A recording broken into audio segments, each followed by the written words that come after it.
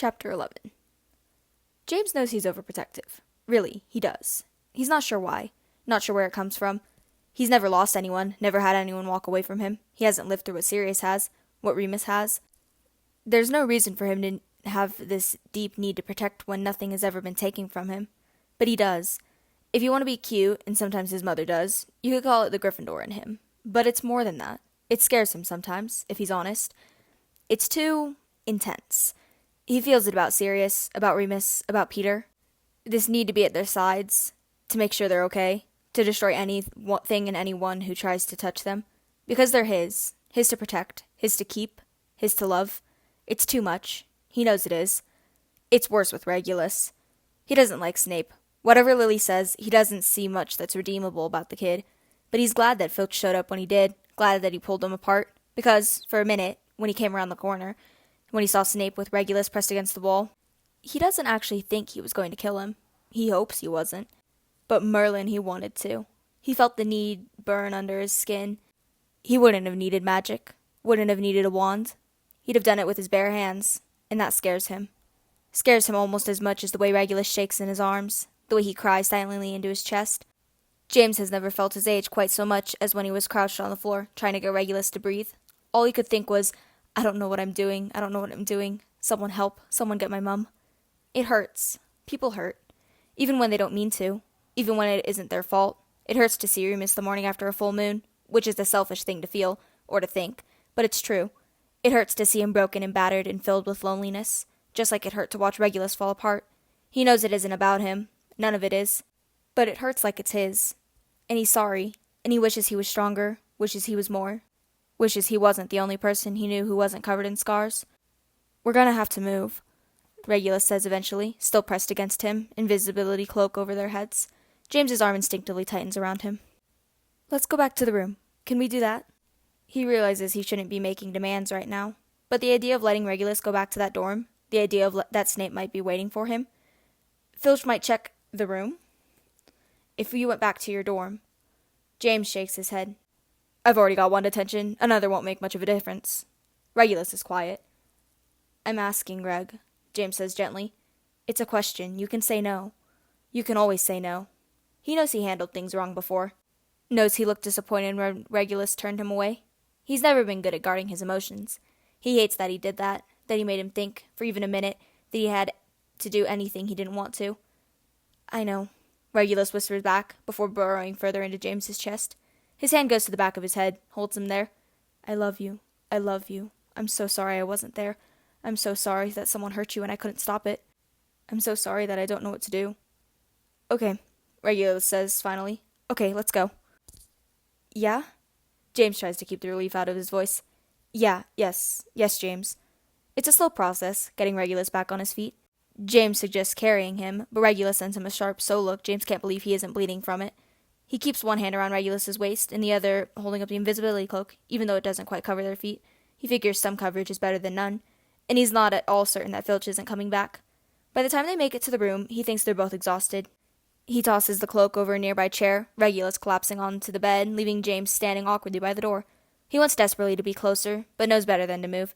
He may not understand where it comes from, Regulus's fear of hands, and bodies, and touch, but he knows that Regulus hates it, that he's almost ashamed of it, and that he'll let James cross boundaries if he pushes.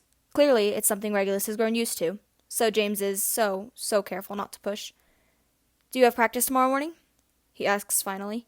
Regulus shakes his head, still lying on his back. No. You? Course. Frank's a complete tyrant. Please, you love it. Maybe, James admits, feeling shaky even as they fall into their familiar patterns. But I don't want him to know that. No, I suppose not. There's another pause, the fire burning low, somehow anticipating their level of exhaustion. I'll sleep on the sofa, yeah? James, he knows that tone, hears the pain in it, the fear. It's all right, Reg. I don't mind, really. Regulus sighs. Has it ever occurred to you that you should mind? That you should want more? More than no? James cuts him off, voice steady. It hasn't. Regulus lets out another sigh, kicking his shoes off before wiggling so that he's sitting up against the headboard. He looks exhausted, like he hasn't slept the whole time he's been gone. There are craters hanging under his eyes, his skin pale, his hands unable to stay still, constantly fidgeting in his lap or with his sleeve. Okay, the sofa. But can you come here first? He looks nervous when he says it. When James had walked in here the first time, it had been hard not to react to the boy in front of him. Regulus had been swaying against the back wall, eyes barely able to focus, body held so tight that James was afraid he was going to snap. At least now he's present. But it's all laced with a new kind of fear. One that's closer to the surface. Sure, Reg. He sits on the side of the bed, leaving space between them. After a few moments, Regulus reaches out, playing with James's fingers, slowly, carefully. James doesn't move. What happened? Regulus says finally, not looking up from their hands. With Snape? I didn't really see. James blinks, surprised by the question, really feeling that he ought to be the one asking. I heard you two arguing, I heard Snape anyway. He wasn't exactly keeping his voice down. So I followed the noise, and when I found you, he had you pinned against the wall. Regulus's hand stills, and James feels the anger fresh again, the desire to rip Snape to shreds. So I pulled him off you, and he took a swing at me. Regulus looks up at that, squinting. He hit you? James snorts. Not very well. Snivelus has never exceeded at physical altercations. You would know, I guess. James nods non-committally. Anyway, I hit him back, somewhat more effectively. I noticed, and James thinks he catches the hint of a smile in Regulus's mouth. Mostly we just shoved each other around a bit. He shot off a spell at some point, but it missed by a mile. Regulus doesn't respond right away, still playing with James's fingers. I think he knows, he says eventually. James raises his eyebrow. Knows? About us. Is that why you two got into it? Regulus forces a breath out of his nose. No, that was... Well, anyway, the way he was looking at us when Filch dragged him off, I think he knows. I don't know. It's not like we were snogging or anything. We weren't behaving platonically. James makes a scoffing noise. I mean, we could have been. I'd have helped any of my friends out the same. Gray eyes look up, tired. But we're not friends. James doesn't have an answer for that. Doesn't even know where to start. Eventually, Regulus sighs, pulling his hand back into his own lap.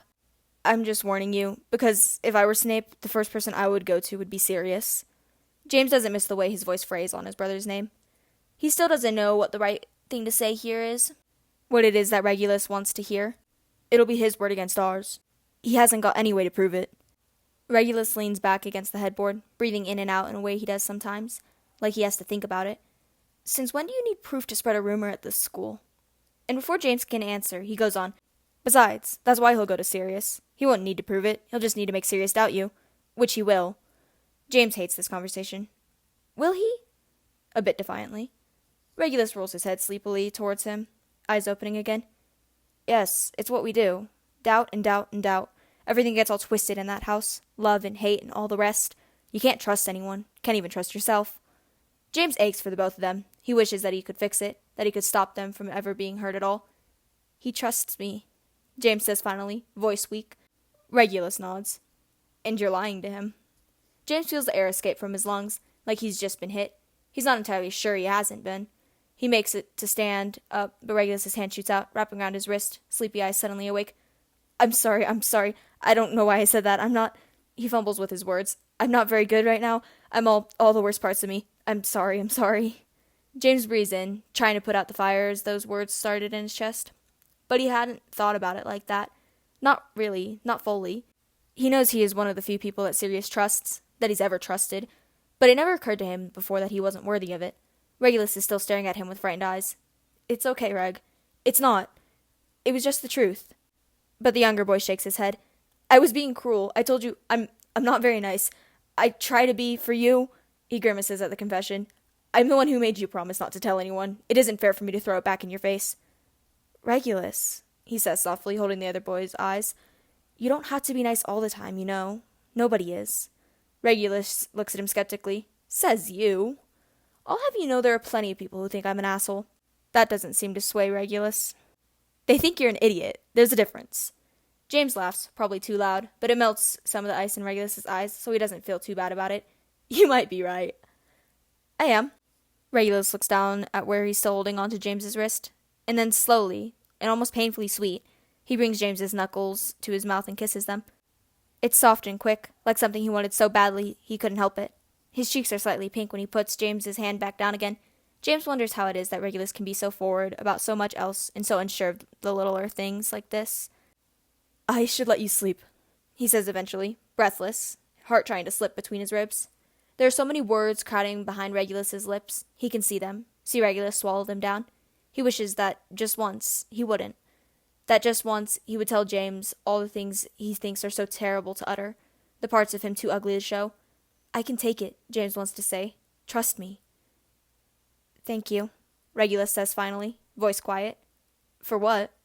The younger boy shakes his head. All of it. Everything. They watch one another for too long before James eventually gets to his feet. He reaches his hand out, slowly pausing before they touch. Can I? There's a moment of hesitation before Regulus nods. Yes, he says softly. James holds his face, thumb brushing over his cheeks as Regulus closes his eyes, leaning into the touch. James bends forward and presses a kiss to the top of his head before pulling away. I'm not going anywhere, Regulus.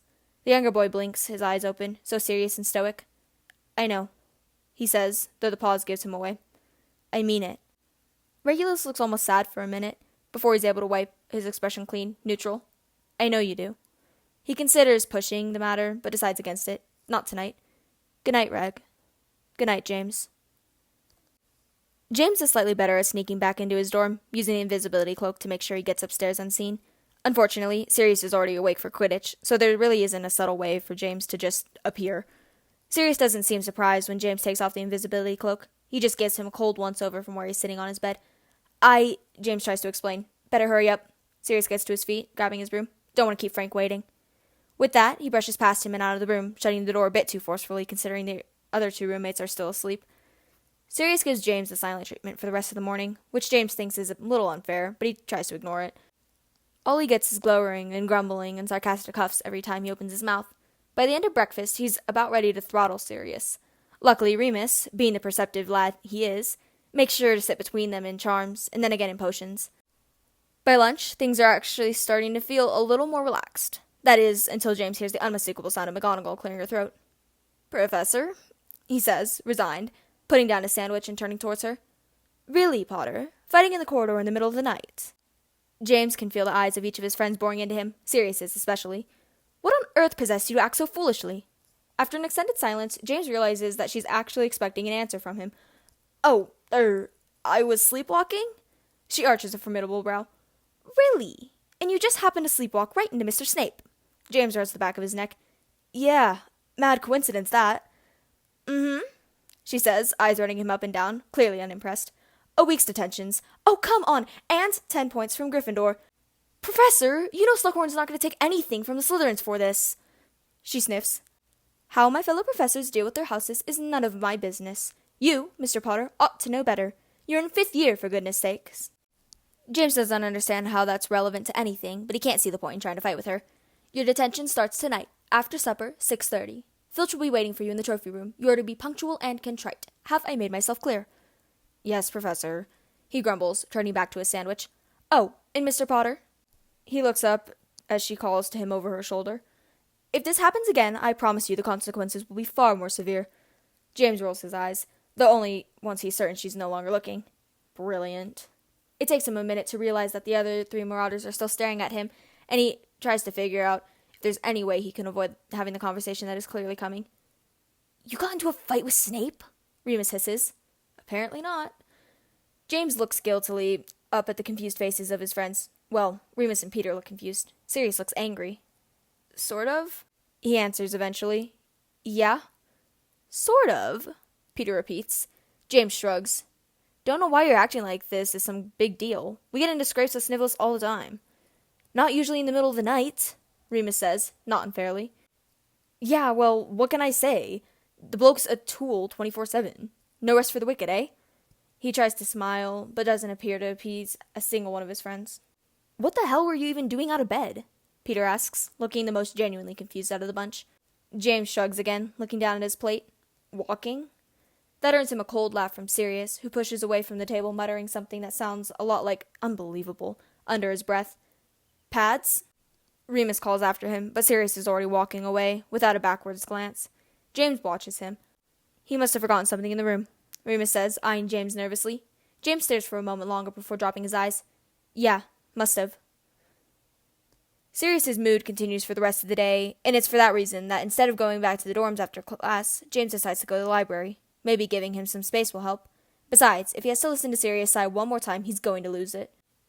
Marlene and Lily are already there. Remus having promised to be along later after grabbing some books from upstairs. James stews over his coursework, not really paying attention to anything he's reading, mind preoccupied with the Black brothers. He wonders how Regulus is getting on.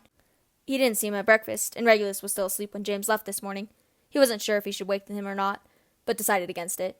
If anyone needs an extra hour or two shut-eye, it's Reg. Sirius is a whole other problem. It's clear that James can't keep shutting him out like this. Sirius won't stand for it. Even though he's being a complete wanker at the moment, James knows it's fair. Knows he'd probably be just as bad. But what other option does he have? Oi! Earth to Potter? Lily snaps her fingers in front of his face, pulling him out of his thoughts. Damn, Evans, we're in the library. Tone it down a bit. She blinks back at him, then elbows Marlene beside her. Mar, did you hear that? Marlene, who is still scribbling on her potions essay, nods. Sure did. Lily turns back to him, biting her lips to hold in a smile. I don't understand what's so funny here. He looks between the two girls, not at all in the mood for mind games. You just told me to tone it down, Lily says, as though that thought ought to make everything clear. Yeah?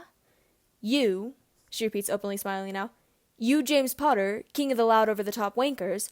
Oi, okay, I'm not that bad. Just told me to tone it down. He gives her a flat look. You're enjoying this way too much, Evans. Pretty sure I'm enjoying it the exact right amount. He snorts, shaking his head as he looks back down at his textbook. That must be some page there, Lily goes on, still smiling. He'd be more annoyed if it wasn't so fucking charming. What are you on about now? She nods down at the page in front of him. Just that you've been reading the same section for the past 30 minutes. He blinks, looks down at the page, and then back up again. Maybe I'm just a very slow reader. Ever consider that? Please. I've seen you read 12 times, James. He grins out of the corner of his mouth. You been watching me, Evans? She rolls her eyes, but he's pleased to see the pink stains on the top of her cheeks. We've been in school together for 5 years. I've seen you read. A likely story. So, she goes on, ignoring him, what is it that's got you so preoccupied you can't get through a single paragraph? He meets her green eyes across the table and thinks, not for the first time, that this lying business is really rather exhausting, and he has no idea how Slytherins manage it. I don't know. He sighs, running a hand through his hair. She sends him a pointed look that makes it clear that it will not be enough for her, so he decides to give in a little. Sirius is upset with me. Oh no, trouble in paradise? He doesn't particularly appreciate her joking tone. Yeah, a bit. She leans forward across the table, expression becoming slightly more sincere. Did you have a fight? And how does he even answer that? Merlin, maybe? I can't tell. She arches her brow. I'm sorry, you can't tell? Marlene snorts beside her. Boys, she says, disparagingly. Hey, it's complicated, okay? Somehow, I doubt that. Marlene doesn't even bother to look up from her coursework. Mar, stop antagonizing him. Lily elbows her again, holding back a smirk. Go on, Potter. You don't know if you or your best mate had a fight? Well, we did have a fight, he tries to explain, not at all sure why he's bothering. But we were fine afterwards. You made up? She asks. What? No, we just pretended it never happened. She blinks slowly. Ah, I see. You were, she makes air quotes with her fingers, fine. Honestly, you lot are way less sympathetic than I thought you would be. James crosses his arms over his chest and slouches in his seat. Sorry. She shakes her shoulders. Sympathetic Lily, in the house. So you ignored all your feelings, dealt with nothing, and now it's coming back to bite you in the ass. James glares at her across the table. That didn't sound very sympathetic. Didn't it? She asks innocently, and when he continues to pout, she sighs. Listen, here's what it comes down to. Did you do something wrong? James' stomach squirms. Yeah, he says reluctantly. So apologize. Oh, brilliant advice, that. Well, she looks at him expectantly. Have you tried it? James grinds his teeth. No, he forces out eventually. You might want to. He sighs, running a hand over his face. It's not that simple. He doesn't want an apology. He wants me to fix it. Which is as close to the truth as James is going to get. Lily looks at him, eyes searching his face for a moment before she speaks again. And you can't? Don't want to? James lets out a breath. I'm scared, more like. Okay, that's as close to the truth as James is going to get. She nods slowly. Well, have you tried telling him that? He opens his mouth, finds he has nothing to say, and closes it again. That hadn't actually occurred to him. After a few moments of watching him flounder, Lily leans forward again, placing her hand on his arm, which feels weird. Nice, but weird. Listen, I'm not saying I'm an expert or anything, but I'm pretty sure even the giant squid knows how much Sirius Black loves you. So, whatever you did, I bet you anything that he wants to forgive you more than he wants to be angry with you. Besides, she pulls back, it's a bit sad, one of you without the other. You're really better as a pair. James snorts. I'm gonna try to not take that as an insult. Good, it wasn't meant as one. He nods, scrubbing at his face before meeting her gaze again. You're right. I know you are. I'm bloody miserable without the wanker. She smiles, a little more softly than he would have expected. What? Nothing. She shakes her head, still smiling. Just, it's sweet is all. James pulls a face that makes her laugh. I'm just saying, however annoying you lot are, minus Remus, of course. Of course, James agrees. I've always said Remus is my best quality. She smirks. However annoying, she continues, the way you look after each other, it's always been, I don't know, the most human thing about you. Human? James asks. You thought I was inhuman? Sometimes. There were a few years that you felt more like a cartoon character than a person. All those bloody proposals. James grimaces. Oh, yeah, those. Those. He rubs the back of his neck, fidgeting uncomfortably. Suppose I owe you an apology for some of them. She arches her brow. Are you sure you don't want to just act like they never happened? Her voice is dripping in sarcasm. Marlene snorts. As if any of us could ever forget. James glares at her, even though she's not looking up to see it. Thanks, Mar. Big help you are. Anytime, Potter. James exhales, turning back to Lily, who watches him expectantly. He coughs, clearing his throat. Well, for what it's worth, I am sorry. About most of them. Most? She repeats. Well, not the first one. She arches her brow. But the rest of them? He shrugs. It kind of became expected, didn't it? Couldn't let my audience down. He sees the familiar expression of anger pinching her face, and when she speaks again, her voice is brittle. And what about me, then? James ducks his head sheepishly. Yeah, I know. It wasn't fair. You got lost a bit, ironically, in the show of it. It's just, it took me a while to figure that out. That I stopped doing it for you, stopped thinking about you at all, really. He expects her to get angry, but she doesn't. Just watches him.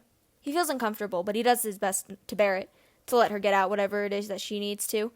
If not yelling, he at least expects addressing down. Lily is rather famously good at those. But the next words out of her mouth are not what he expects. But the first one, she says slowly. You thought about me then? Yeah. He doesn't know why it feels important, but it does. You were all I thought about, really. There's a moment of silence, then, both of them looking at each other, for the first time with the past laid out in front of them. Eventually, James can't take it anymore. Well, he says, suddenly feeling antsy. Better get back to... He gestures to the book in front of him. Right. Lily shakes herself awake. Right, yeah. He tries to concentrate, really, but he never does get past that page. James is not new to detention. In fact, he's rather old hat at it. Usually, it involves cleaning. On occasion, when McGonagall is feeling particularly spiteful, it also includes essay writing. Something about making him think about his actions and consider the consequences, blah, blah, blah. Honestly, all things considered, dusting and polishing old trophies is one of the better options. So James is feeling in relatively good spirits as he strolls up to the dusty room in the east wing of the dungeons. That is, until he remembers who he's gotten himself in trouble with. Oh, fuck, he mutters under his breath as Snape skulks down the corridor towards him. James turns to the caretaker. I'd rather you hang me from the ceiling by my toes than spend the next 3 hours with that tosser. Filch seems almost wistful. If only, my boy, if only. He pulls out a set of jangly keys from his pocket and unlocks the door, whispering something about ministry guidelines and a little bit of torture never hurt anyone, which James doesn't think is strictly true. He follows Filch into the room, very pointedly not looking at Snape, who has come up behind him. The door is barely closed before James has a rag and a spray bottle thrown in his face. He decides to let it go, however, because Filch does the same thing to Snape, who makes an affronted squeaky noise that James wishes he had recorded. You, Filch points at James. Start at that end. And you, he turns to Snape, that one. He gestures to the opposite end of the long, slender room, which is made up almost entirely of shelves. What all these trophies are for, James hasn't the foggiest. He's done this once or twice before. A lot of them are Quidditch. Some are for academics, or sports that James has never heard of, and clearly went out of fashion centuries ago. Some are inscribed in Latin, so honestly, it's anyone's guess. Wands. Filch holds out his hand. Wands? Snape demands indignantly. James just rolls his eyes, pulling his out of his pocket and handing it over. There's no magic allowed in detention, Filch says with a leer, motioning to Snape with his fingers. Now, hand it over. Snape scowls back at the man, seemingly trying to decide whether or not he actually has to listen to him. James sighs, leaning up against the shelves behind him. It's a rookie move, honestly, getting Filch riled up. Do you want me to be fetchy McGonagall, telling her you're not complying, huh? If anything, Snape's scowl seems to deepen. She's not my head of house. Didn't say she was. James snorts, then quickly tries to cover it with a cough as Filch looks over at him suspiciously. There's no getting on the caretaker's good side. There's only staying off his bad side, and James has always managed that balancing act rather well. Eventually, with a dramatic sigh, Snape hands over his wand. All right, then. You lot get to work. I'll be back in an hour to check on your progress. You're just gonna leave us? Snape demands, outraged. Filch smiles. Don't worry. You needn't be afraid. Miss Norris will be here to watch you. Won't you, sweetheart? There's the sound of purring before the feline emerges from between a stack of trophies on the floor, winding her way around the caretaker's legs. James does his best to repress a shiver. He's always hated that cat. Now, if you want to get out of here before midnight, I'd suggest you start polishing. James kicks himself upright, happy to put some distance between himself and Snape as he walks down to the other end of the room. He polishes a few trophies the Muggle way, keeping an eye on Miss Norris and the back of Snape's head, but once he's certain that neither of them can see him, he slides Peter's wand out of his sleeve. This isn't James's first rodeo, and he absolutely refuses to be stuck in this miserable room all night. With a quick flick of his wand, the trophies close to him start to sparkle, and James smiles. My, Potter, aren't you quick? Filch mutters an hour later when James has nearly half the room done without breaking a sweat. Lots of practice, sir. He smiles. Filch does not smile back, his sneering gaze moving over to Snape, whose normally gray face is flushed and sweaty, and made even uglier by the intense anger James can see bubbling beneath it. You, on the other hand. Filch looks at Snape's pitiful pile of polished trophies. James reckons he could do twice as many, even if he wasn't cheating. Pick up the pace, boy. I'll be back again in an hour, and I expect you to have more done than that. He all but spits on the floor next to him. There's little that bothers Filch quite as much as poor housekeeping. He gives Miss Norris a scratch on the head before trudging out of the room. James turns back to the shelves behind him. Unfortunately, now that he's no longer hidden away in his corner, he'll have to start doing them by hand. Still, he's managed to make an impressive dent if he does say so himself. How the hell did you get through those so fast? Demands an irate Snape from beside him. James lets out a long-suffering sigh. He is also, now, unfortunately much closer to his detention partner. Listen, Snivellus. He looks over at Snape, whose rag is curled in his fist as though it has personally offended him. It's not my fault that you're crap at everything. Snape lets out an indignant noise, like a tea kettle that's just come to a boil. And James can't help but laugh, bending down to pick up his next trophy. Prefect of the Year is scrawled across it, and James has half a mind to nick it for Remus. Never would have pegged you for a queer, Potter. He hears the words come out of Snape's mouth in a hiss and feels himself pause. It's the first time anyone's ever called him that, and he expected to feel more about the disgust in Snape's tone. But maybe it's because it's Snape, pathetic and grasping as he is, that makes it almost laughable instead. He looks over at the other boy, expression flat. Sorry? Did you say something? You'll have to speak up. I'm not fluent in asshole. Snape's eyes narrow. Tell me, Potter, does your friend know you're fucking his brother? Do you know that I'm fucking his brother? James asks, feeling the weight of Peter's wand up his sleeve and struggling to find the willpower not to use it.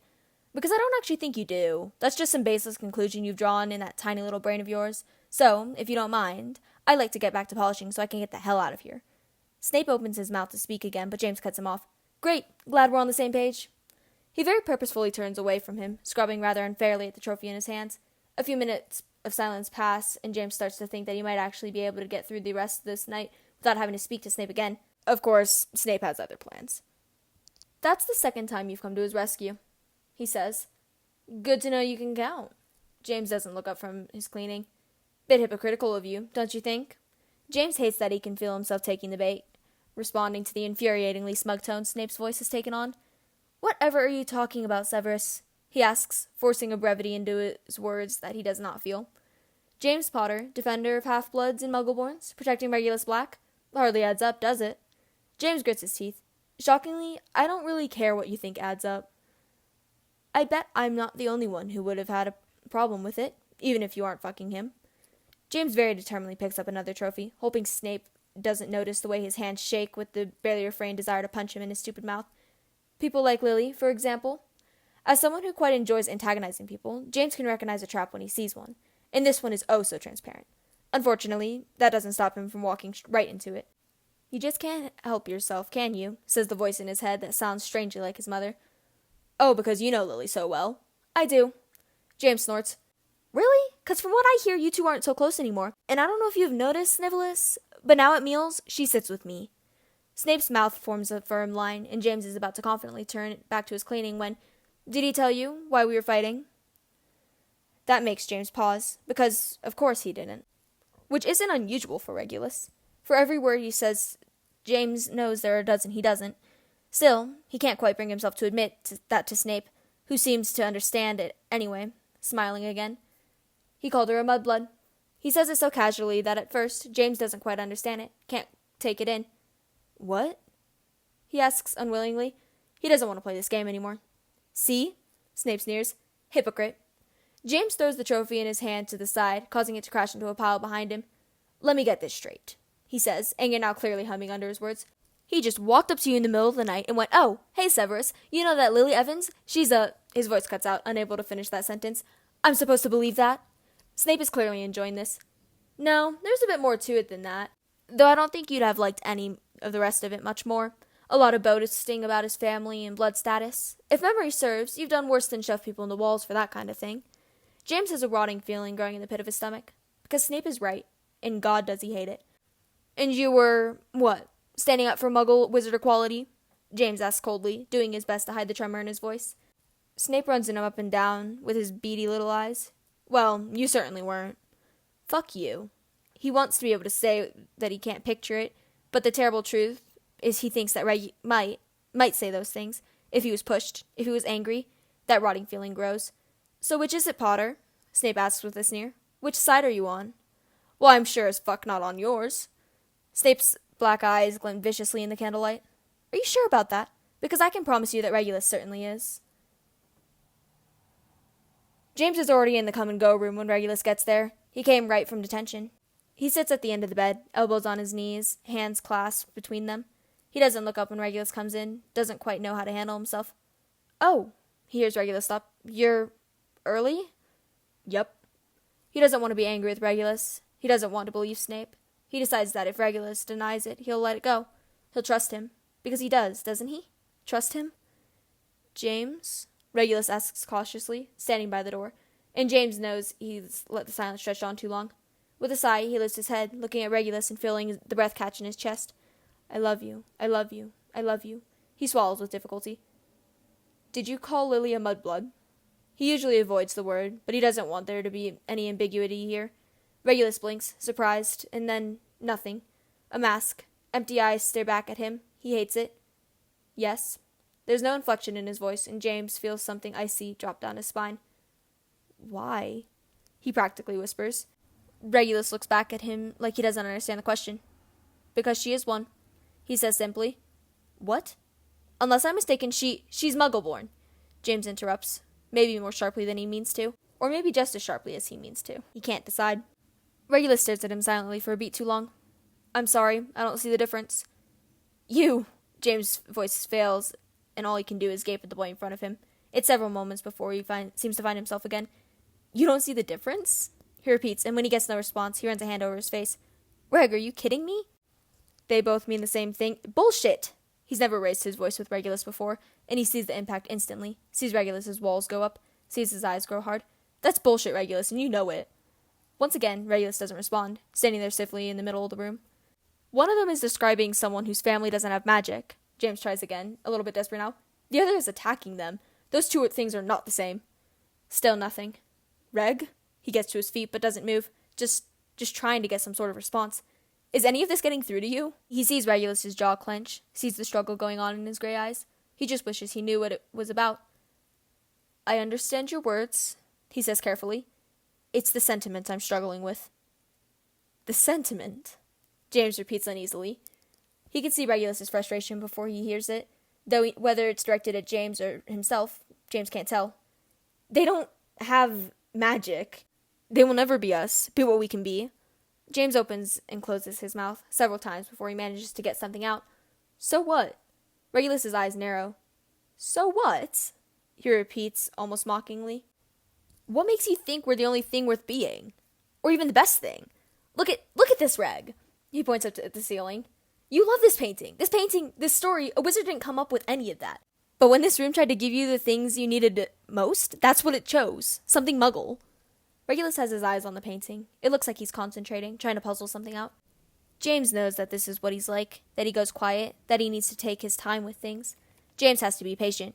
But right now, it feels as though his anxiety is going to break through his skin. He never really thought, that Regulus believed any of this. He was trapped in that house, trapped in Slytherin, but he wasn't one of them. Not really. Not his reg. And right now, James just needs him to prove it. Needs it desperately. Because he can already feel the cracks in his heart and he isn't sure he can handle more. I never really thought of it like that, Regulus says finally, slowly. It always just seemed magical to me. He shakes his head, eyes dropping back down. That sounds stupid, I'm sure. No. James thinks of that awe and wonder that has nothing to do with spells. Who says wizards are the only ones with magic? Regulus looks away from James and then back again, like he can't quite hold his gaze. I don't know how to see this world the way you do. No one's ever said anything like that to me, or around me. If they had, my mother would probably have dismembered them. James isn't sure how much of that is a joke. But you still snuck out to those Muggle museums. He prods gently. Regulus nods. I didn't really think about it at the time. I just wanted to. That's enough, James thinks. We can work with that. Reg, I get it. I do. But you can't go on using that word, okay? You can't go around calling people, because if you do, then another sentence he can't finish. I just need you to promise, okay? James is losing the threads of his thoughts. All the things he knows need to be said, but he doesn't know how to say. Regulus nods again, warily. Okay, if that's what you want. Which isn't exactly the enthusiastic response James was looking for, but he'll take it, for now. Promise? I promise, James. Gray eyes unwavering. And James trusts him. He trusts him. He trusts him. Doesn't he? He exhales a long breath he wasn't aware he was holding, before extending his hand, a question. Regulus looks at it for a minute before walking forward, slotting his fingers between James's and allowing himself to be pulled in. Okay, James murmurs, resting his chin on Regulus's head. Okay. The boy is warm and soft in his arms, and it makes James's bones ache. It frightens him how much he feels about Regulus, and he finds himself wondering, for the first time, if maybe it's wrong. Chapter end notes. 2 things. 1. Okay, I don't want anyone selling organs or babies, so I've come up with an epilogue that I actually really like, and will end this story on a relatively nice-ish, sweet-ish, but still canon compliant-ish note. How, you may ask? I guess you'll have to find out. 2. I also want to make clear that when I say canon compliant, I don't mean that I'm all of a sudden going to turn this into a Jilly fic. Like, Jilly is going to happen, but the focus is always going to be on James and Regulus. I don't know if this chapter actually feels slow or if that's just me, but I promise it was necessary to set up the next 2 chapters. There's a lot more drama, less action.